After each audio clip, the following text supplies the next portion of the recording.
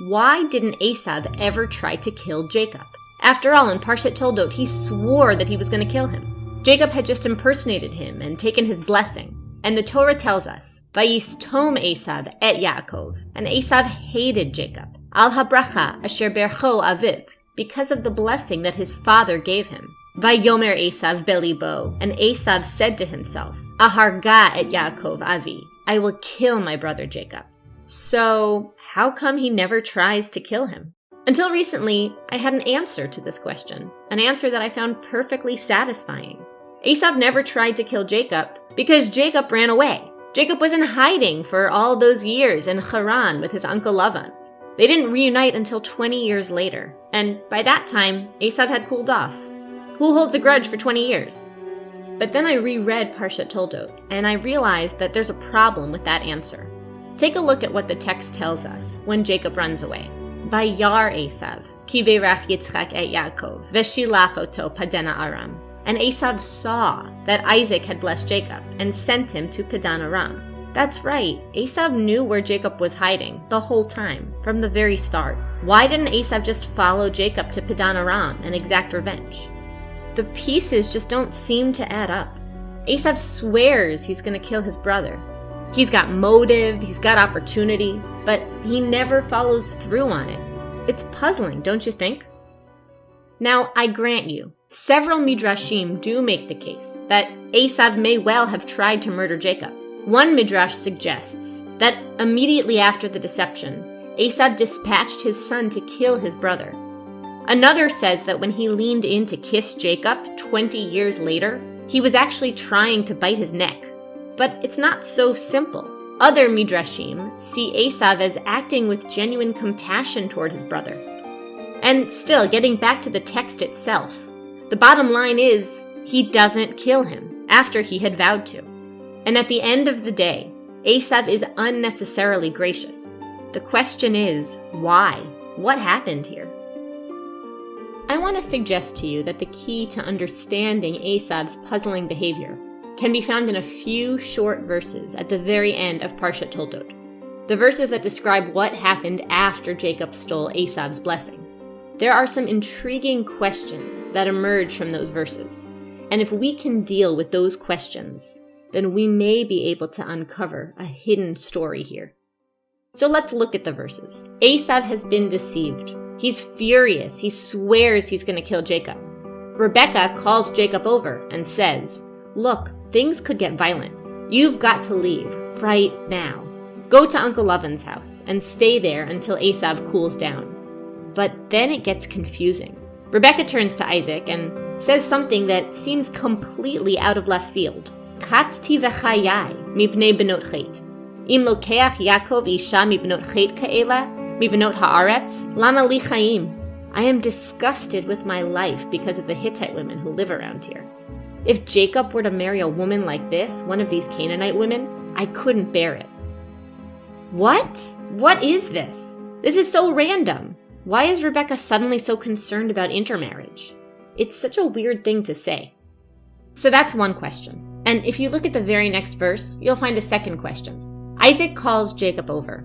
And remember, this is the very first conversation that they've had since Jacob deceived him, lied to him.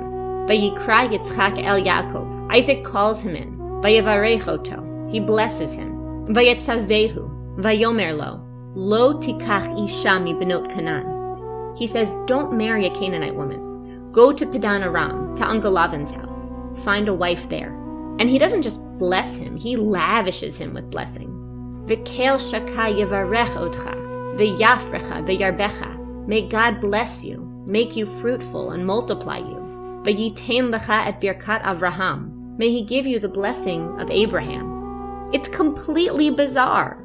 Why isn't Isaac angrier at Jacob? Why is he so quick to forgive and forget? A clue might lie in that point we made earlier about Rebekah's expressed concern to her husband about Jacob marrying Hittite women. You see, where else in the Torah did we hear about marrying Hittite women? Before all this, we are told that Esau married Hittite women. Yes, 2 verses hiding at the end of chapter 26, just before the deception, fill in the details. Vayehi Esav ben 40 shana, When Esau was 40 years old, Vayikach Isha et Yehudit bat Be'eri Hachiti. He married Yehudit, the daughter of Be'eri the Hittite, Ve'et Basmat bat Elon Hachiti, and Basmat, the daughter of Elon the Hittite. How do you think Isaac and Rebekah felt about their firstborn, the heir apparent, marrying these Canaanite women? We don't have to speculate, just look at the next verse. Vatiyena morat ruach leYitzchak uleRivka. And they were a bitterness of spirit to Isaac and to Rebekah.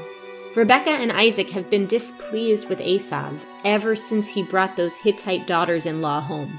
But at the time, either Esau didn't notice their displeasure or he didn't care. It wouldn't be the first time Esau just didn't care, as it were. There's another famous Esau story where he expresses similar disregard toward things that might have been treasured in the family. Years before, he had flippantly sold his Bechorah, his firstborn status, whatever that means. He sold it to Jacob for a bowl of soup. And the Torah itself makes an unusual value judgment about that. The text says, Vayivez Esav et ha-Bechorah. Esau despised the birthright. He belittled it. When it comes to family, legacy, firstbornness, a pattern seems to be emerging. Esau just doesn't seem to care. But then, something changes. All of a sudden, in the aftermath of the deception, Esau sees something that perhaps makes him start to care. He sees his father call Jacob in for a little talk. Put yourself in Esau's shoes. This is the moment you expect Jacob is going to get it. Ha! That scoundrel of a brother, that sneaky thief. He stole my blessing. Now Dad is going to tell him off. Esau, presumably, sits back to watch. But then something shocking happens. Isaac isn't angry. Far from it. He gives Jacob all of these blessings, the blessings of Abraham. If you're Esau, you're thinking, what? How is this fair?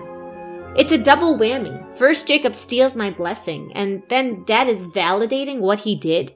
And now Esau had to have asked himself, why? Why are my parents, Isaac and Rebekah, okay embracing Jacob as the new firstborn, the heir to Abraham? Why are they okay letting me go? And then, perhaps, he starts to see. Maybe I haven't been a model firstborn. I treated the whole birthright thing pretty dismissively, even scornfully. And then my Canaanite wives, that wasn't what Dad wanted for the heir to Abraham. I was supposed to marry someone from the family like he did. I disappointed him. Now Jacob swoops in, takes my blessing. I feel deceived, victimized, angry. But my parents, maybe they think it's for the best. The new firstborn Jacob is gonna do it right. Gonna marry the right girl, gonna follow his parents' wishes. I had my chance, and I threw it away. I'm not the favored son anymore. That, maybe, is what the verse means when it says, Vayar Esav ki ve'rach Yitzchak et Yaakov. And Esau saw that Isaac blessed Jacob, Veshilach oto Padan Aram, and that he sent him to Padan Aram. Why, of all places, to Padan Aram? Not just to run away. Lakachat lo misham isha, to take a wife. Lo tikach isha mi benot Canaan. He commanded him not to marry a local woman. Esau is watching this, and it hits him. Vayar Esau, ki ra'ot benot Canaan be'enei Yitzchak aviv.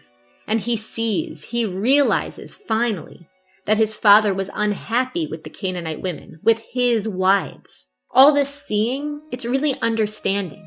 Esau hears his father's implicit rebuke, and finally, he sees, maybe, the pain that he's caused, and what that has cost him.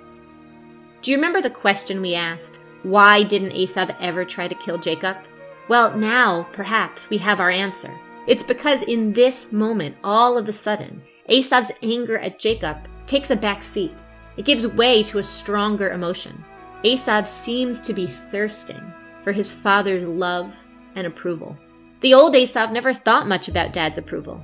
Not when he was selling off his birthright for lentils. Not when he was marrying those Hittite women.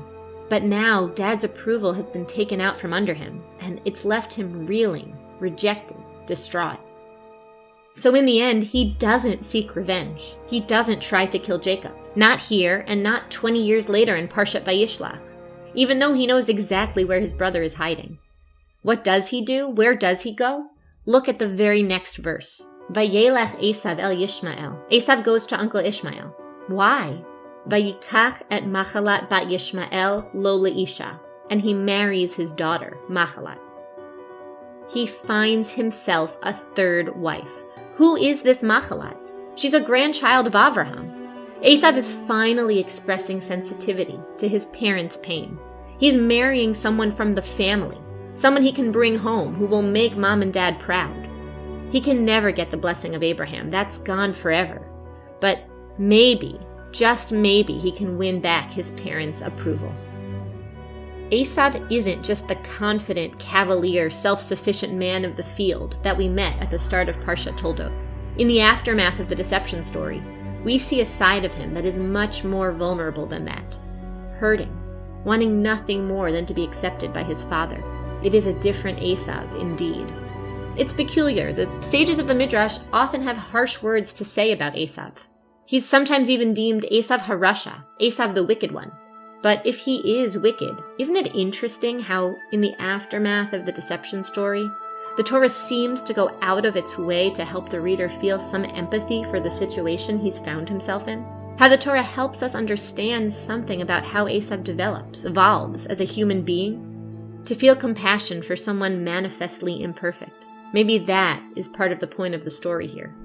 Indeed, maybe it's not just about honing our compassion for the Rashas, the wicked people in our midst. Maybe it's also about having compassion for ourselves. In those moments when we're not our best selves, when we have a heated argument with someone that we love, when we say things that we don't mean, and we're looking back on it, be it later that day, do we sometimes look at ourselves as if we're the Rasha? Do we become our own worst enemy?